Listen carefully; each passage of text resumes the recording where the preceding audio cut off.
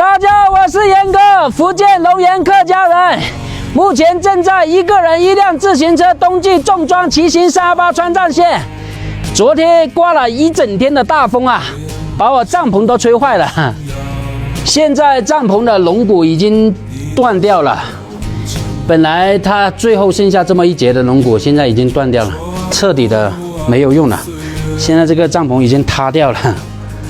本来吧，我还在纠结要不要继续往前走啊，这下不用纠结了，因为现在再买一个帐篷的话，估计要10天左右才能到达西藏这边，那就安安心心在这边住下来吧，在这里过完年再走了。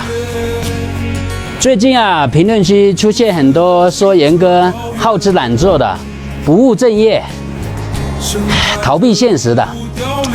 严哥想说，诸君欲仙苦问道，我自成魔得逍遥。